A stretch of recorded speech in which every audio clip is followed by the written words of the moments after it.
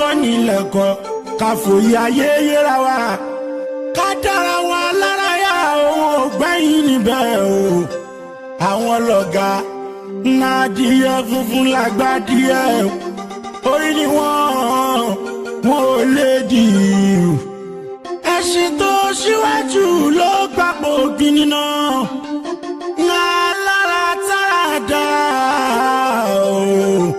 ìgbà aṣọ ní tálágẹmọ Wazobia Plus on MITV olóòtú ètò lọ́mọ Bọ́lá lèmi àdùfẹ́ dábìrì pẹ̀lú àwọn tó ń jọ ṣàtọkùn ètò orí wọn pé Haúsá àti Ìgbò ti Yorùbá o Wazobia ni ẹ máa wò. Ẹ káàárọ̀ gbogbo olólùfẹ́ Wazobia Plus nílé lóko lẹ́yìn odi ní gbogbo orígun bíi tí ẹ ti ń gbọ́ wa tí ẹ dẹ̀ ti ń wò wá. A dúpẹ́ fún Ọlọ́run ọba tó ṣọ́ wa ní gbogbo ọ̀sẹ̀ tó kọjá tó dáàbò ẹ̀bùn wa lópin ọ̀sẹ̀ tó wá mú wa padà sílé agodo láyọ̀ ní èní Monday ọjọ́ ajé tó mú gbogbo ẹ̀yin olólùfẹ́ Wazobia Plus débi ìjẹ yín débi iṣẹ́ yín débi ọrọ̀ ajé yín káàkiri gbogbo ibi tí atawọ́dé tàtàgbòdé tí ìṣọ́ Ọlọ́run ọba tó dájú lórí wa Ọlọ́run ọba náà òun la dúpẹ́ fún lórí ètò Wazobia Plus Ọlọ́run ọba náà la kì toró òun ni gbogbo kíkí tọ́ sí Ọlọ́run ọba náà la yìn toró òun ni gbogbo yíyìn òun ló tọ́ sí Ọlọ́run ọba náà la fi gbogbo ògo fún toró òun ni gbogbo ògo gbogbo ọpẹ́ ló tọ́ sí ọba tó jẹ́ yí pé tó bá ṣòro fún ni kì í gbẹ̀jẹ́ ọba ọ̀rànmọ níṣẹ́ bọ́mọ débẹ̀ ọba tó gbójúlé ọba tó faratì bí òkè ọba tí àwa nígbẹ́kẹ̀lé nínú ẹ̀ lórí ètò Wazobia Plus tí ó ń bá wa rin ìrìn àjò yìí tá a máa rìn ní àrìnyè Ọlọ́run ọba náà ń la kì lórí ètò Wazobia Plus òun la yìn òun la fi gbogbo ọpẹ́ fún ajírẹ̀bẹ̀ níwájú ẹ̀ a béèrè fún àánú ẹ̀ tó pọ̀ ju yanrìn òkun lọ a béèrè fún orí ajẹ́ǹjẹ́ tán ẹ̀ lórí ètò bá ṣe bẹ̀rẹ̀ lónìí a dúpẹ́ fún Ọlọ́run ọba àkí Ọlọ́run àyàn Ọlọ́run mú wá tara bẹ́ẹ̀ mo kí gbogbo olólùfẹ́ Wazobia Plus nílé lóko lẹ́yìn odi ní gbogbo ibi tí ẹ ti ń gbọ́ wá báyìí ní gbogbo ibi tí ẹ ti ń gbọ́ wá ní gbogbo ibi tí ẹ wà tí ẹ jókòó sí ìhà gbogbo ibi tó ní kálukú bá wà gbogbo olólùfẹ́ Wazobia Plus pátápátá òun ni mo kí a dúpẹ́ púpọ̀ ojú tí ẹ fi ń wò wá kò ní fọ́ etí tí ẹ fi ń gbọ́ wá kò ní di iná òdẹ̀ ní tánwó yín torí ẹ̀ mówó lápò ẹ̀ ń subscribe ẹ̀ ń ra data ẹ̀ ń wò wá lórí DSTV àdúpẹ́ lọ́wọ́ yín púpọ̀ gbogbo oníṣẹ́ ọrọ̀ ajé pátá ẹ̀yin olólùfẹ́ Wazobia Plus ajé àfilẹ̀ gbogbo yín àti ilé tiwa náà ṣe bùgbé ṣé ẹ mọ̀ pé èní Monday ọjọ́ ajé gbogbo ara báyìí òun ní ṣẹ́ṣẹ́ fún ló fi ń ṣajé ajé kò gúgúlù sọ oníṣọ òbòjì á fi lé àtàwátàwá lé agodo àtẹ̀yìn olólùfẹ́ Wazobia Plus á fi ṣe ilé owó tútù owó ìrọ̀rùn owó àlùbáríkà òun ní gbogbo wa máa pa lẹ́nu iṣẹ́ wa pátápátá èmi náà ni o ọmọ yín ọ̀rẹ́ yín àbúrò yín olólùfẹ́ yín ọmọ Bọ́láńlé Dábírí atọ́kùn ètò Wazobia Plus ni mo kí wa pé a káàárọ̀ o àkú ojúmọ́ a kú ojú wẹ́líwẹ́lí látàná ojú ọjọ́ tutù dáadáa ojú àtura ló máa jẹ́ fún gbogbo wa láṣẹ Èdùmàrè Wazobia Plus òun náà ló ń dé sójú amóhùnmáwòrán yín láti Muri International Television ẹ ti mọ̀ pé ẹ lè rí wa wò lórí DSTV channel 255 ẹ lè rí wa wò bákan náà lórí UHF 43 tí ẹ bá lọ sórí Facebook yẹn social media ayélujára tẹ bá ti tẹ MITV NG in capital letters ó máa gbé Facebook page wa wá fún yín tó bá ti gbé wá tẹ bá ti like ẹ báyìí gbogbo ìgbà tí àkọ́tún ètò tó bá ti ń gorí afẹ́fẹ́ nílé iṣẹ́ Muri International Television lẹ́ máa gba notification tí ẹ máa fìfẹ́ bá wa rin ìrìn àjò náà ṣé wá rí Wazobia Plus yìí fúnra ra ẹ̀ YouTube channel wa is Wazobia Plus on MITV tẹ́ bá ti dórí YouTube ẹ ṣàtẹ Wazobia Plus on MITV ó máa gbé channel wa wá gbogbo àwọn àkọ́tún ètò tá a ti ṣe sẹ́yìn èyí tá à ń ṣe léyìí náà ó máa gorí ẹ̀ lẹ́ni yìí náà láṣẹ Èdùmàrè ní orí ètò Wazobia Plus bá a ṣe ń sọ̀rọ̀ lórí ọ̀rọ̀ òṣèlú òun là ń sọ̀rọ̀ lórí ọ̀rọ̀ ètò ẹ̀kọ́ òun là ń sọ̀rọ̀ lórí ètò ìlera òun náà la tún máa ń gbé àwọn oríṣiríṣi ohun tí ó ń ṣẹlẹ̀, èyí tó bójúmu o, èyí tó kù díẹ̀ káàtó, gbogbo kùdìẹ̀kudiẹ tó wà láwùjọ wa, gbogbo ẹ̀ pátápátá òun là ń gbé yẹ̀wò. Kódà bẹ́ẹ̀ máa ṣe ìyàwó, ẹ̀yin ẹ má bọ̀, àwa wà nílé fún yín. Ẹ̀rí pa gbé túnṣe alága wa ń jò ní láti jẹ́ kẹ́ mọ̀ pé àṣà, ìṣe àti gbogbo tó bá rọ̀ mọ́ Yorùbá pátápátá làwa nífẹ̀ẹ́ sí lórí ètò Wazobia Plus. Lónìí mo ní àwọn àlejò, bó tilẹ̀ jẹ́ pé ìkan náà àlejò mi ló ti dé, à ń retí ẹnì kejì tí wọ́n máa bá wa pé lórí ètò. Ẹni yìí ni wọ́n yà sọ́tọ̀ as World Yoga Day ní gbogbo àgbáńlá ayé. Yoga jẹ́ nǹkan tó jẹ́ pé bí èèyàn bá rí pé ọpọlọ òun fẹ́ dàrú tó máa jókòó, ó máa ń tún ọpọlọ orí èèyàn tó. It has to do with our health. It has to do with our peace of mind. Wọ́n ti wá ya ọjọ́ ẹ̀ ní June 21st yìí sọ́tọ̀ all over the world. It is known as World Yoga Day. Ẹ jẹ́ ká délé agbára fún ìṣẹ́jú kan kábọ̀. Tí a bá padà dé, àlejò mi tó jẹ́ ẹni tó jẹ́ trainer, athletic person ni ó máa ń ṣe keep fit lọ́tún lọ́sì tó rà àti rò pé ta ló kójú òṣùwọ̀n láti sọ̀rọ̀ lórí World Yoga Day. Especially kí lèèyàn ṣe lè fi yoga stop depression tó ń jà rànyìnrànyìn ní àwùjọ wa yìí. Ẹ jẹ́ ká délé agbára fún ìṣẹ́jú kan kábọ̀. Tí a bá padà dé, àlejò mi á bá wa pé lórí ètò, ẹ máa bá wa ká lọ. Hausa àti Igbo ti Yorùbá o, Wazobia ni ẹ máa wò.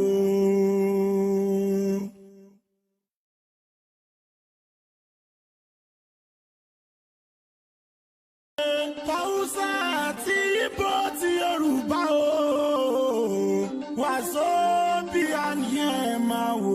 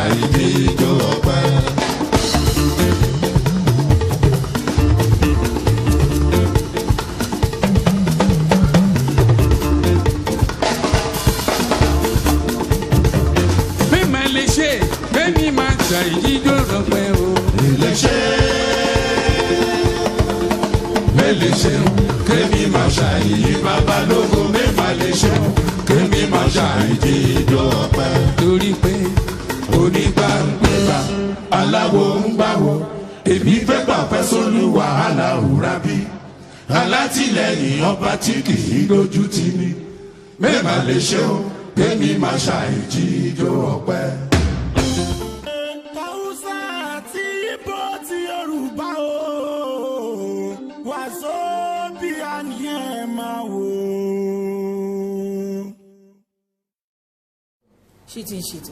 Ẹ káàbọ̀ padà sórí ètò Wazobia Plus tó ń dé sójú amóhùnmáwòrán yín láti Muri International Television ní Aláùsá níkẹjà. Gẹ́gẹ́ bí mo ti sọ lẹ́ẹ̀kan wípé èní ni World International Yoga Day. Am I right? Yeah. World Yoga Day. Yoga yẹn jẹ́ àlejò mi tiẹ̀ ti wà nílé agodo kí tiẹ̀ ní tèmi láti máa ṣàlàyé tí mi ò mọ̀ ń pa ẹ̀. Àlejò mi Vicky Akingbade tí ó jẹ́ ẹni tó máa ń train èèyàn láti keep fit, ipe kí ara wa wà bó ṣe yẹ kó wà, kí àwọn oríkèéríkèé ara wa kó wà bó ṣe yẹ kó ṣe exercise lórí bílẹ̀ ni o. You're welcome to Wazobia Plus. Thank you so much, Mama. How are you doing? Owapa. Yeah. You want to jog? Vicky, but you said no. Vicky Dancer Akingbade. You know okay, me, let's go there. right, Okay, go left, Vicky. Look at my right, back. left. Okay, thank you. You're welcome to Wazobia Plus. Thank you so much. Okay, today is World Yoga Day. What is yoga? Kilonje yoga. Okay, so You thank can so mix much. both English and Yoruba together to be comfortable. Thank you, Jesus. You're welcome. So let's go. Good morning, everyone. Happy World Yoga Day to Everyone. everyone, and Yes. especially my colleagues. Okay. The exercise people, you know. Okay. I'm sure they are all healing themselves. Okay, so before I go into what is yoga, people, when they hear the word yoga, they always feel, that exercise that will stretch you and you now look like a snake. Or no, there's always a misconception between yoga and contortion. Okay. So there are two different. Okay, there is contortion. Yes, there's contortion. There is So, there are contortionists. yes, and there are the yoga people. instructors, Okay. you know, but they are all exercise where I fall into. Okay. So yoga it's not a power to make you relax alone. It can also change your body, you know. So before I go in further, I would like to say it as she has said before. What is yoga? Yes. Yoga is an ancient exercise that focuses on the strength, flexibility, and also breathing, you know, to be able to boost your physical and mental well-being. Okay. So that is to say, yoga help you to be flexible, Okay. irrespective of whatever you think. If you like, be very stiff, or your name is Steven. When you Okay. start yoga, Okay. you have to be flexible. There is no harm, and you know it also helps to increase strength, and you know also helps your breathing because Breathing? yes, you just need to breathe because yoga, as much as it's relaxing, it's also vigorous. So it takes you to be very disciplined when So you're going yoga is intensive. Yes, That's what you're trying to tell us. intensive, but Okay. also relaxing too. So, Okay. Okay. Okay, you have told us what yoga is. What form of exercise does it take? Is it to just sit in one place, or are you going to be practicing? You just have to- No, what's okay, no, what's ile? Kini? I mean, the core form of yoga. Yeah. Kini? Yoga, the main components of yoga are postures and breathing. So there's no how you do your exercise. When you say breathing, I think you should include deep breathing. Okay, deep breathing. Yes. Because I told you before that it's intense. It's a very intense Yes. exercise. So yoga helps to give you a good shape. Okay. The posture, you know, the series of movements that, you know, is designed to help increase strength and flexibility. Then your breathing. There's not how you do yoga that you won't do a whole lot of breathing. You know, it's just like the normal exercise. Alright. And because each of the exercise that we get ourselves involved in focuses on the heart. So there's no how you do these things that you want to hold back your breath. Okay. So, Okay. Now, we have heard about what yoga is. We have you have told us the format it takes. yes, it takes Now, postures. how can we use yoga to stop or reduce depression? You know, nowadays, all over around us, and when you come and you commit suicide, somebody has gone mad, this one, that one. How can we use yoga as a form of exercise to stop this kind of things happening in our society? Yoga has a lot of health benefits. Okay. Just like the other exercise, you know, we all have different kind of exercise and their names. So because it's yoga today, so we're focusing on yoga. Yes. Yoga has a lot of health benefits that are very beneficial. Okay, can you tell Now, us some of those health okay, so benefits? For example, as is widely known, yoga helps to increase flexibility, strength, and balance. Okay. But the other ones that we know about is that yoga helps to ease arthritis symptoms. For example, Okay, the yes, you know, joints, the joints, the problems that we stiffness, have. and all sorts. You know, some people get to the stage of osteoarthritis before leading into the veins and Osteoarthritis, so yes. all those stuff. Yoga helps you.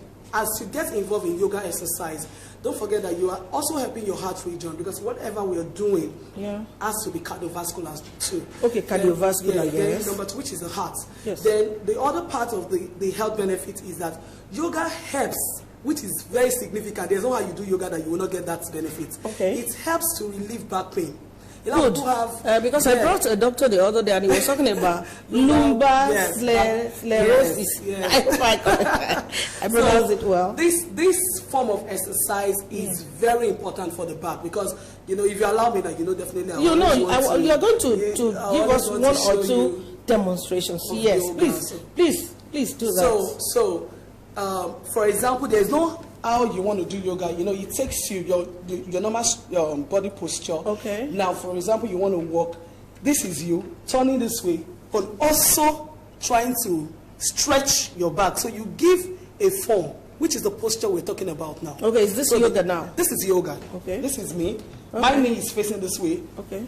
So it takes you to bend properly. Okay, so you're bending the other side of your body. But I'm also working on this part too. Yes. So it's a total body workout. But as you are now, do you stay there for 2 minutes, a minute? You can decide to stay there for about 30 seconds to about 1 minute. I want you to give us about 3 different postures of yoga. Okay, so that people watching at home, for their benefit, they might be able to take it from there and practice on their own. It takes a lot of flexibility, okay, like you said. So first and foremost, I would like to let people understand that before you get into this kind of exercise, you must be disciplined, commitment, consistency. Good. So it's not a one-day job. Good. So you're coming into an exercise, definitely maybe you're stiff initially, and you can't do, we'll start from how to bend.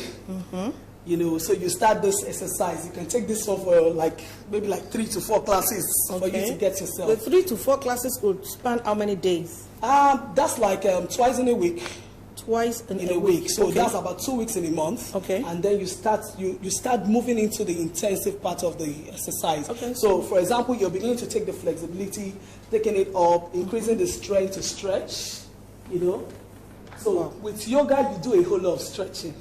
So this is you're going this way, you're coming in, so you can give this posture for a longer time. And that's why I said with yoga. How long can that max? The maximum time that you can stay in each position, you can stay about 2 minutes. 2 minutes. Yes. And you'll be counting 1, We'll be 2, counting. 3. We'll be counting. And our counting is in process. So we can count 1 to 10, relax, do that position again. Okay. So it's a repeated position. Let me to stand up. No, I'm not going to practice what you're doing.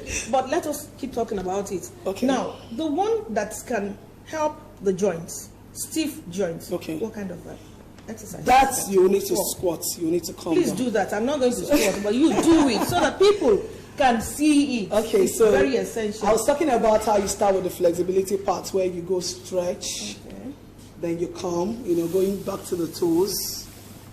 I thought you were going to join me. She left me to eat alone. So you go again, like I said before, it takes a process. I can stretch, so don't say. No, I know. Of course, I know you are a keep fitness. Let's go.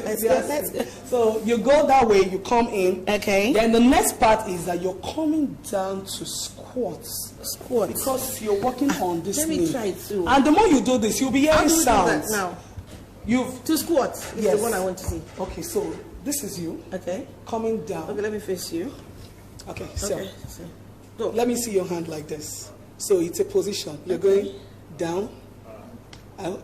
Before you even go, you can hear the sound. Yes. So it's helping the knee. So you're going down, and we are praying to God. I can do that. I'm counting about 10 now. 1, 2. I can't do that 1, 2. I'm counting slowly. Oh my God! So that's just show it to the people at home.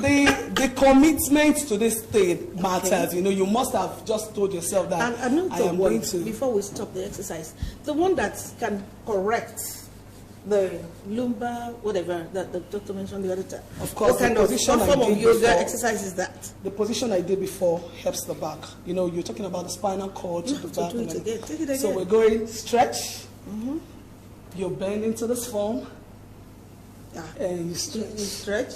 Bend. No, I'm not doing that. So you can go that and do the same way. Okay. The more you do this, you get the. You'll be hearing sound. You'll be hearing the sound, and you feel it. I always tell people in exercise, you can't lie to yourself. Yeah. Everybody can be saying, "Oh, you're doing so well." I say, if you want to even show yourself, like I can do it, and you're stuck.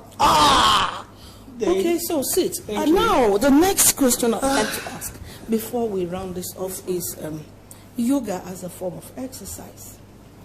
There are lots and lots of different types of exercises. that we have. But today we're concentrating on yoga because it is World Yoga Day. I still ask that question, and I'm asking again, how can we use yoga to promote it, to stop this depression going around in circles in our society? Sincerely, we must admit that there is depression. Depression is everywhere, everywhere. And anything can trigger it, I tell you. from thinking about something that you want to achieve, and to sickness, and to maybe battered relationship and all stuff. So yoga, we all likely know, helps to relax. So you can use yoga. Good, now you're coming to Yoruba. Thank you. So yoga might help.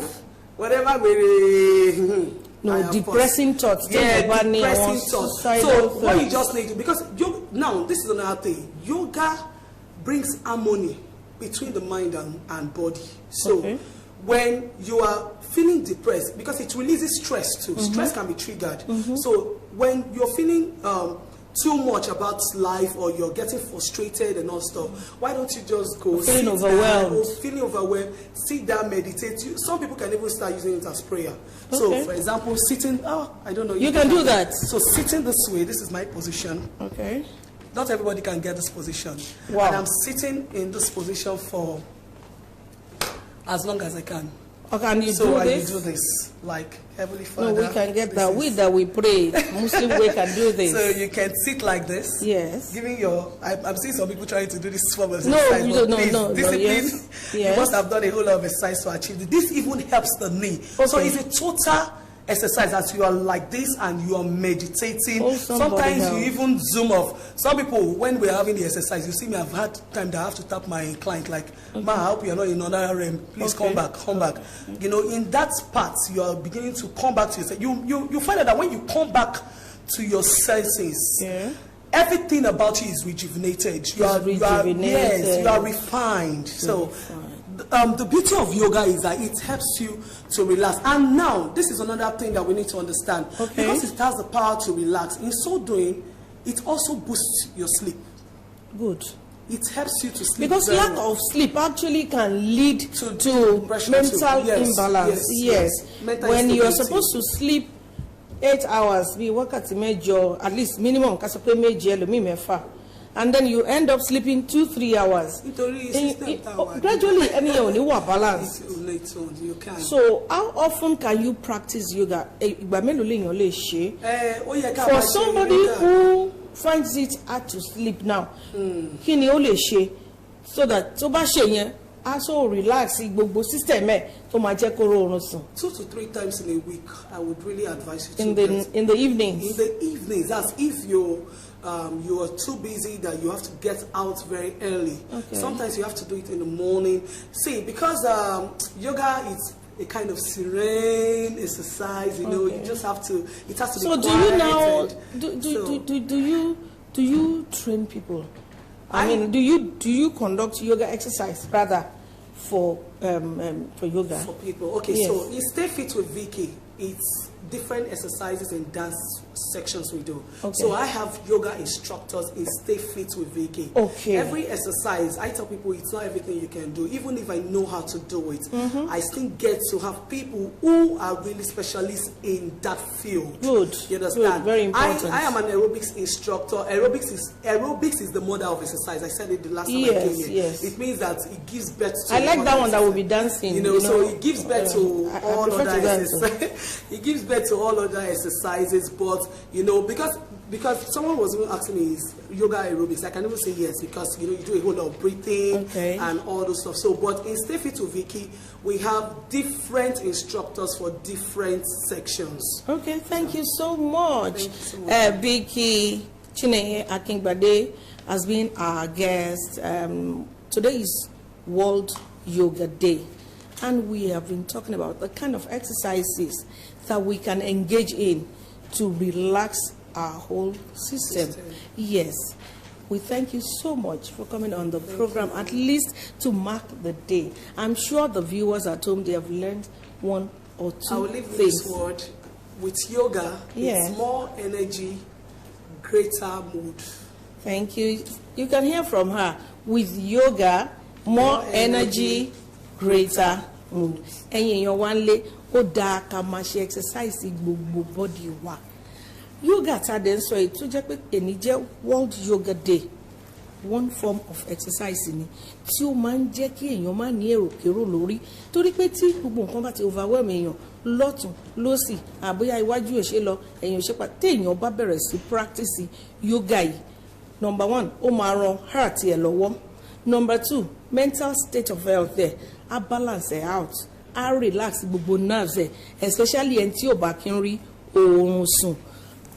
Torí náà ẹ̀yin èèyàn wá lé kí ṣe pé ká kàn wà ká máa lọ ká máa bọ̀ lẹ́nu iṣẹ́ wa, ẹ jẹ́ ká máa ṣe exercise lẹ́ẹ̀kọ̀ọ̀kan lẹ́ẹ̀mejì. Ẹ má jẹ́ ká gbàgbé ẹlòmí kó jẹ́ ijó lásán ni ẹ máa jó, just so that you can engage your limbs, your whole system.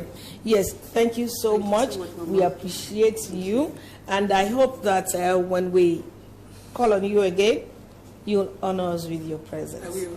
God bless you. Thank you, ma'am. Yes, ẹ̀yin èèyàn wa lè Wazobia Plus, ètò tó lóyin tó ládùn tí gbọ́ngbọ́n kọ́ sí. Ẹ jẹ́ ká délé agbára fún ìṣẹ́jú kan kábọ̀. Tí a bá padà dé àlejò mi kejì wọ́n ti wà ní agodo pẹ̀lú wa. Wọ́n á bá wa pé lórí ètò. Ẹ má bá wa ká lọ.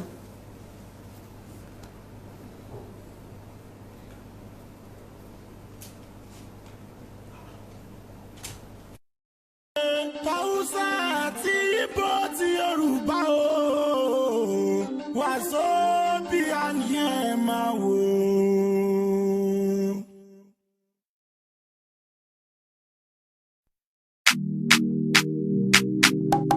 Shocker, lo Jebe. Yes. It's another one. Ṣẹ́gun Blessing. Èmi ń pè òṣùbà rẹ̀ náà rẹ̀ ò hẹ́n gẹ́gẹ́ bí ọmọ tó mọ̀ pé dá. Bàbá onílé ayọ̀. Bàbá onílé ayọ̀. Ọ̀pọ̀ onílé ayọ̀. Mo wá dúpẹ́. Ẹ̀rí àláyọ̀ mi. Mo yìn ọ́ lógo. Àwa ń sùn láyọ̀. Àtúnjí sáyé. Àwa ń lọ láyọ̀. Àtúndarí wálé. Jíjẹ mímu ìrọ̀rùn ló jẹ́ kí n wá dúpẹ́. Awúsá ṣe nágódé Allah Yesu. Ìbò pé Chineke Indi máa bàbá yìí mẹ́la. Èmi pé òṣùbà rẹ̀ náà rẹ̀ ò hẹ́n gẹ́gẹ́ bí ọmọ tó mọ̀ pẹ́ dá. Bàbá onílé ayọ̀. Bàbá onílé ayọ̀. Bàbá onílé ayọ̀. Bàbá onílé ayọ̀.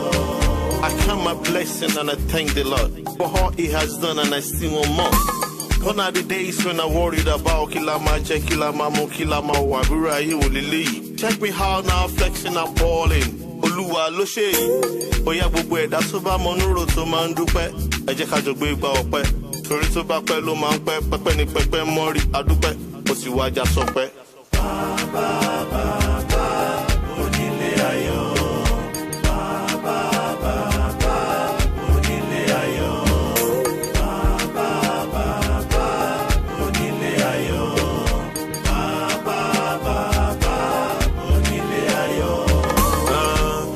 I go give my God, yeah.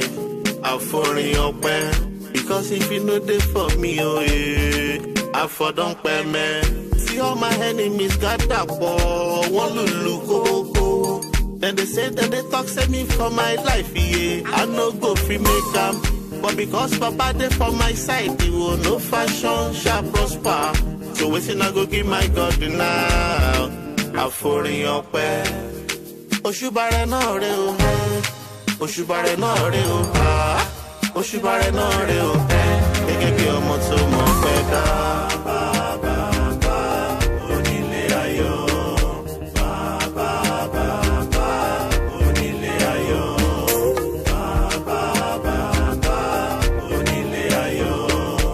Bàbá onílé ayọ̀.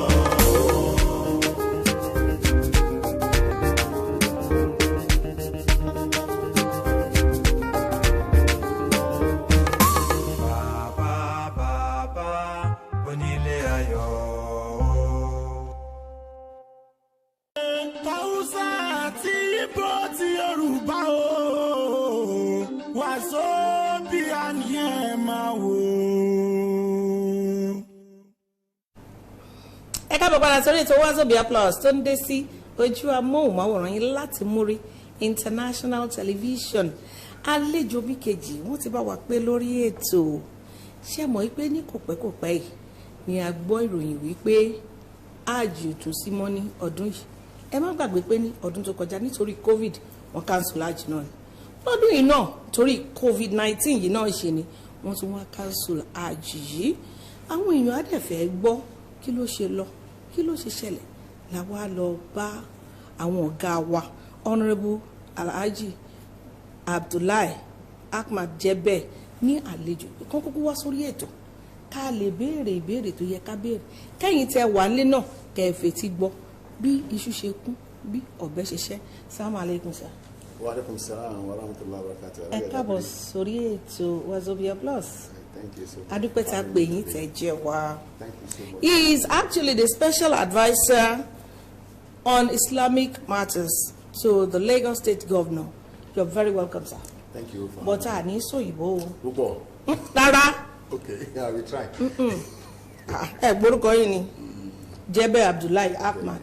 Àìrọ ẹ sọ Yorùbá. Ọmọ Yorùbá gidi. Ẹ káàbọ̀ sórí ètò. Náà ẹ jẹ́ ká bẹ̀rẹ̀ báyìí. A gbọ́ lẹ́nu ọjọ́ mẹ́ta yìí pé wọ́n cancel HAJJ. Àwọn Lagos State pilgrims kí lè ṣe sọ̀rọ̀ torí nígbà tí cancellation ti wáyé báyìí.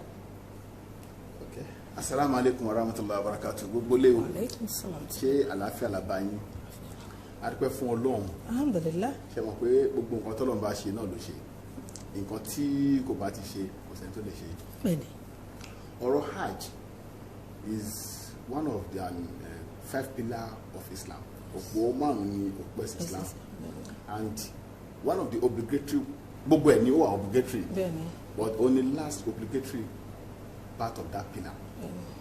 Gbogbo Mùsùlùmí ànábì ní kí gbogbo wa fi sí ọkàn pé mo fẹ́ lọ sí HAJJ.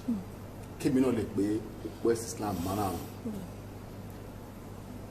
In doing this, Shemo, it has a lot of conditions to govern, to rọ̀ mọ́ HAJJ lílọ. Bẹ́ẹ̀ni. Àkọ́kọ́ ẹni tó fẹ́ ṣe HAJJ, ó gbọ́dọ̀ jẹ́ ẹni tó ní owó lọ́wọ́. Bẹ́ẹ̀ni. Owó tó ní lọ́wọ́ yẹn kò ṣe pé ó kàn lówó díẹ̀, ó lówó tó lè fi lọ sí Mọ́kà fúnra rẹ̀. Ó ní owó tí ó lè ná tó bá lọ sí Mọ́kà tí wọ́n ṣe pé ó máa débẹ̀ á máa lọ sùn sí ìta. Ó ní owó tó lè fún àwọn tó fẹ́ fi ilẹ̀ ńlé for the period of time tó máa fi wà out of them tí ò ní fi rí wọn. Ó ní owó tó gbọ́dọ̀ fún gbogbo àwọn ọmọ àbá àwọn tó wà ní tọ́jẹ́ wards mo mọ̀ ṣe máa sọ yẹn. Gbogbo àwọn tí ó tún tọ́jú lọ́tún ló sì bẹ́ẹ̀ ni. Tó ń tèkì àwọn. Bẹ́ẹ̀ tọ́lọ́run kó sábẹ́ àkóso ẹ̀. Àwọn tó kó sábẹ́ àkóso ẹ̀. Gbogbo àwọn yẹn ló gbọ́dọ̀ ní owó láti lè fi tèkì àwọn. Having said this, HAJJ náà there must be a way jẹ́ pé ọ̀nà tá a fẹ́ gbà lọ sí Mọ́kà ọ̀nà yẹn kò sí wàhálà kò sí fìtínà rárá kò sógun kò sí wàhálà. Kò tiẹ̀ sájàkálẹ̀ àrùn náà. Kò lè sí àjàkálẹ̀ àrùn irú tó ṣẹlẹ̀. Bẹ́ẹ̀ni. Àjàkálẹ̀ àrùn òun ló wá kọ̀ sí lé kò ń ṣe pé ẹ̀ṣẹ̀ ń ṣe irú tó ṣẹlẹ̀ kò ń ṣe pé ẹ̀ṣẹ̀ ń ṣẹlẹ̀ láyé.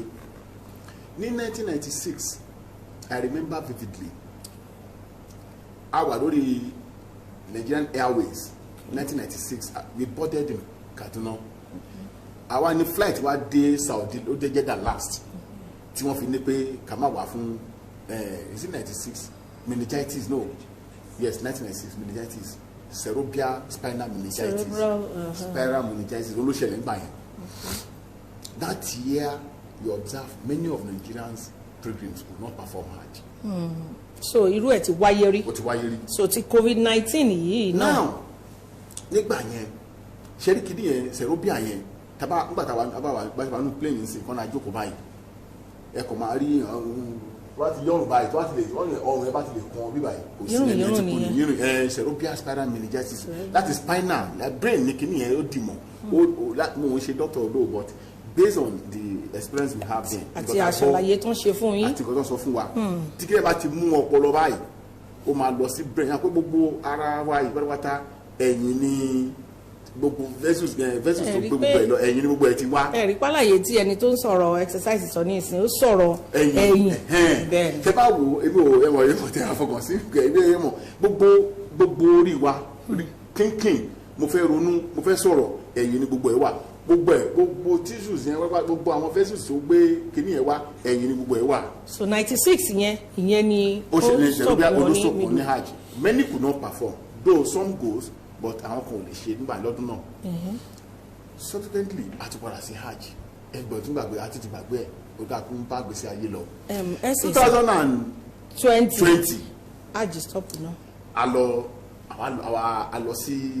a lọ fún pre-visit yẹn ní Saudi ni pé a fẹ́ lọ wọlé ta fẹ́ gbé a máa wo àwọn mọ́tò ta fẹ́ lò a fẹ́ wo àwọn ètò wo ló wà nílẹ̀ fún hajj àwa àlọ ní February on our returning leg la dé 2 weeks after la gbọ́ pọ́n ní ọ̀kan gbé dó a wà ní Saudi ìmọ̀ hotel room a tán sí ẹnìmú kan gbá ló pa àwọn èèyàn ní China yẹn là ń sọ tàbí padà sẹ́kọ̀ọ́ níjọ́ta dẹ́kọ̀ọ́ la gbọ́ wọn ní èèyàn kan ti import kòkòrò tó ń pa wọn ní China wọ Nàìjíríà. ìyẹn covid coronavirus bẹ́ẹ̀ni. Now our ministry of Home Affairs aláti pé gbogbo we deal with the faith religions the two Christian and the Muslim so we call them together. ẹ wá kíni tó ń pààyàn yìí Lagos State is the first state láti náà kẹ pé gathering ò gbọdọ̀ ju 50 lọ. nígbà tó yá gathering àtúgbé sí 20.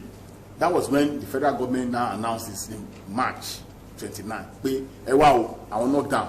Meanwhile Lagos State government lock down àwa la máa ń ṣíwájú fún gbogbo nǹkan ṣíṣe.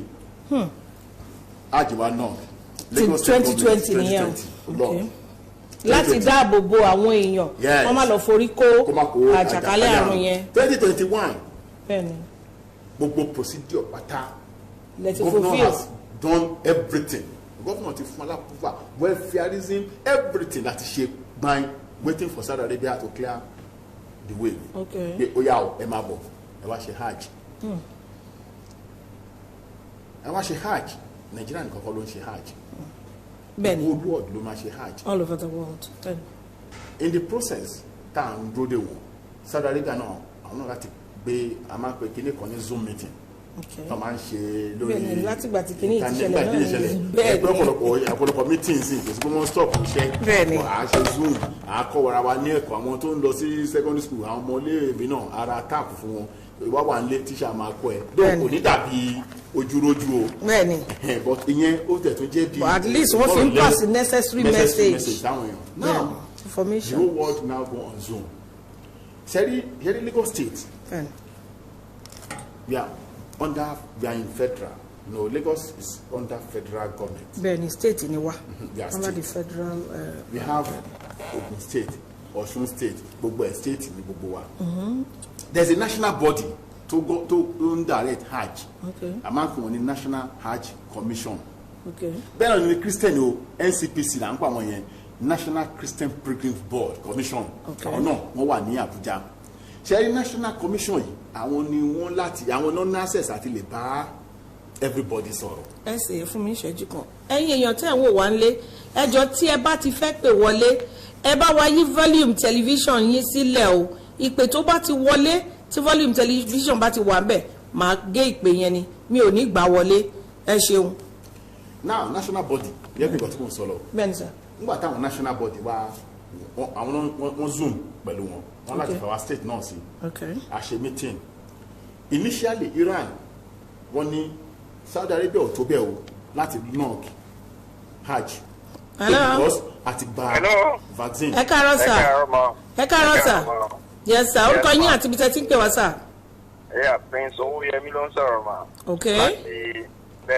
láti Yaba. à ń gbọ́ yín sà. local government mo fẹ́ kí ẹ ṣe wa ní o. ọ̀rẹ́bù Jebe Abdullah. ẹ ṣe gan ni ẹ kú iṣẹ́ takuntakun tẹ́ ń ṣe o. ẹ ṣe o Prince Owóyẹmí. àti ní aṣojú ní Home Affairs yìí yàtọ̀. gbogbo ọ̀nà pápátá lẹ fi ń gbà ṣe gbogbo export fún wa. so a appreciate yín o. Ọlọ́run àdọ̀ tí bọ̀ máa ṣe dáadáa fún yín. àmín. àdúgbò pé yín ló sókè. ẹ ṣé sà. thank you. ẹ ṣe àdúgbò o. yes sir. Hamzat lọ́wọ́ àti òun náà kí yín o ẹ ṣe Hamzat náà kí yín o. Assalamu alaikum sir. Wa alaikum salam. Sir, we are proud of you sir. Thanks so much. I'm proud of you. I'm waiting over by God. We're proud of you. Thank you. Ẹ jẹ́ ká gbà pé mí o.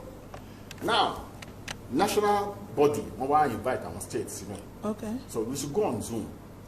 We were on Zoom for like about. You said like Iran ló kọ́kọ́ fẹ́ object. Iran here object but our Zoom first meeting. Iran here pe. Saudi Arabia cannot. Hello. Okay, go on. Nítorí pé Mecca àti Medina wà nlu yín. Ìyẹn Saudi Arabia ke wá knock you out láyé Iran yari. Position tí wọ́n nìyẹn.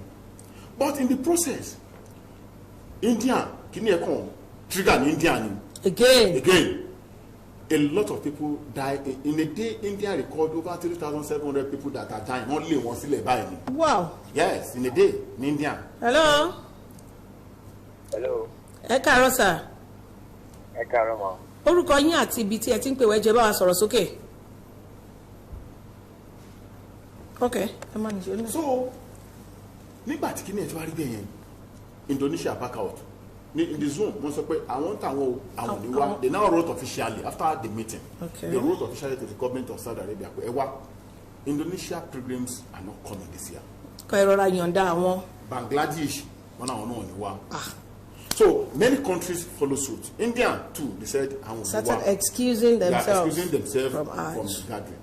Hajj and Umrah, they are different. Umrah, ṣe bá watch ní Ramadan this year. Àwọn tó ń ṣe Umrah tó pa àwọn foreigners ṣe pé wọ́n visa tí wọ́n ṣe is over a million. Over 1.2 million visas ní Saudi Arabia ṣe the whole world that perform Umrah. Báwọn ṣe wọlé ní Umrah, they don't enter once. They enter batches by batches. They move out in that batches.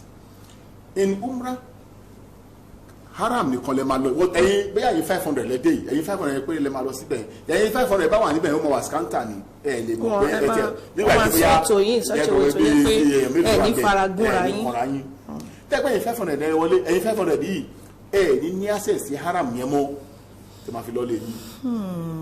But hajj after that ẹ bá perform múra yìí tán ilé hotel room yìí lè máa wà ẹ̀ fẹ́ akérò nípa ìpàmà lọ sí mọ́ṣáláṣí lọ kérò bọ́ ibi tó máa go ibi tí gbogbo yìí ti máa papọ̀ tẹ́ máa ti di. Wọ́n ti ṣe gbogbo arrangement ẹ̀ tẹ́ pẹ́ ní faragúnra ẹ̀ ní mísíra yín nímú yẹn umra tó lọ yìí. Hajj kẹrí hajj wọ́n ti ń ṣe. Bẹ́ẹ̀ni. Hajj ń tiẹ̀ ó nílùú. Hello. Hello. Wa alaikum salam. Wa alaikum salam. Orúkọ yín àti ibi tẹ́ ti ń gbé wá.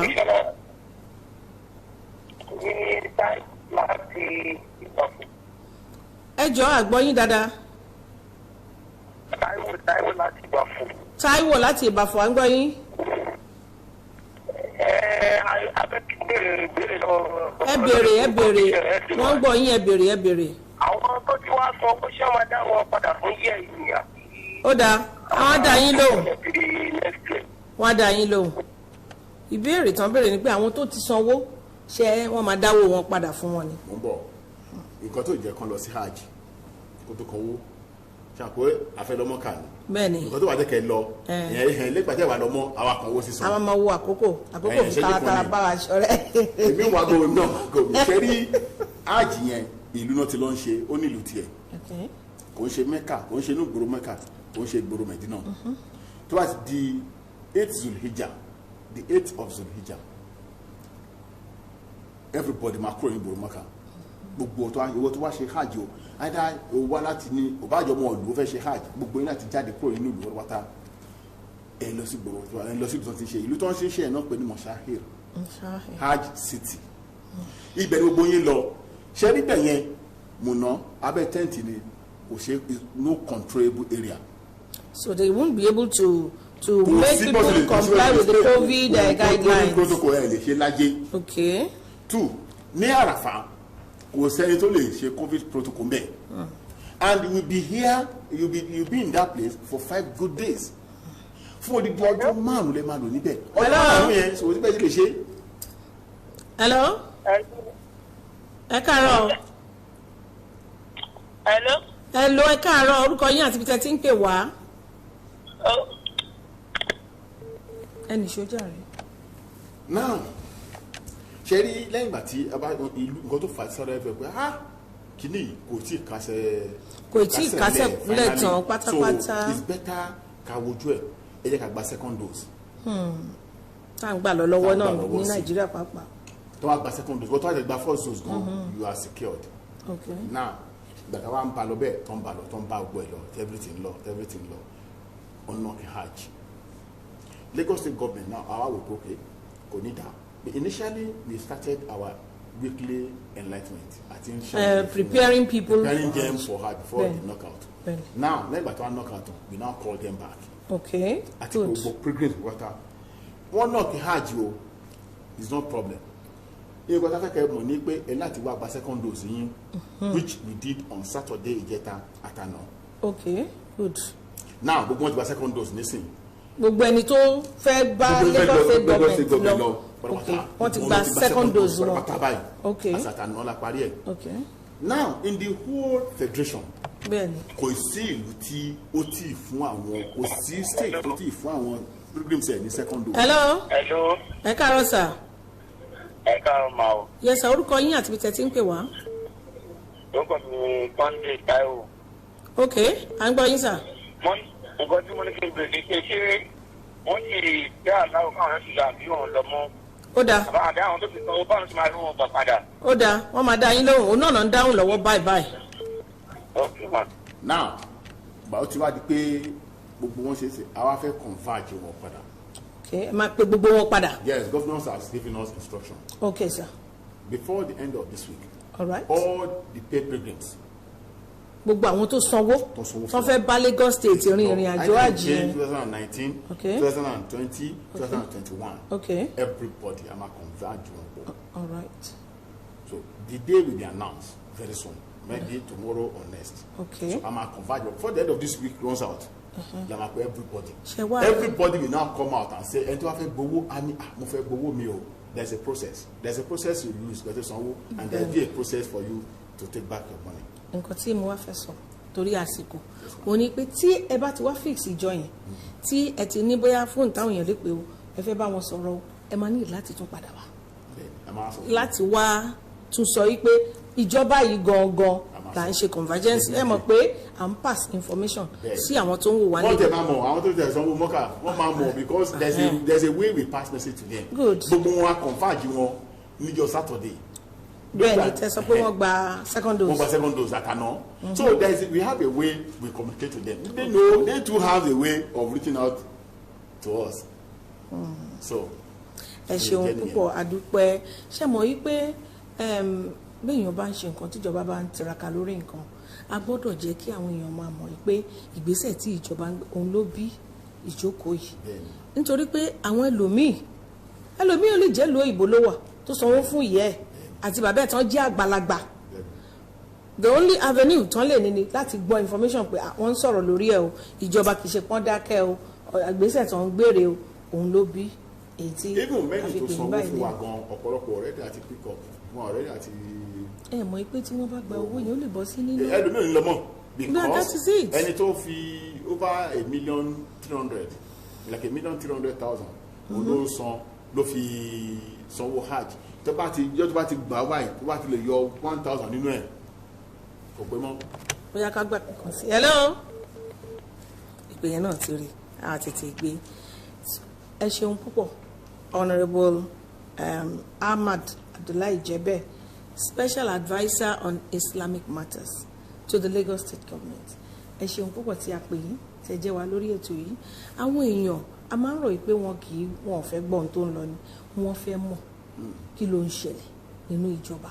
Tó bá ń rí èèyàn máa wá sọ fún wọn wípé ìgbésẹ̀ ìjọba rẹ̀ bó ti ń lọ rè ẹlòmíì lè jókòó kó máa ròyìn pé irú ọdún yìí sí the pilgrims were being the best and luckiest pilgrims if the hajj was in place. Because ibi tí wọ́n ń gbé tẹ́lẹ̀ a máa ń pè bẹ̀ ní tent B+.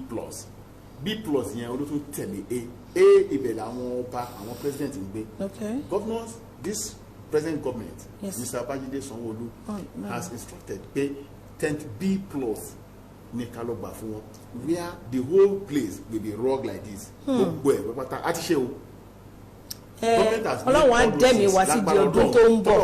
Ọdún tó ń bọ̀ náà ti dé tán lójú ẹ̀. Ọlọ́run ó dẹ́mi wá sí fún àlàáfíà tó péye. Gbogbo àwọn facilities wọ́n tán ti put in place. Ẹ ṣeun àdúpẹ́ honourable wa.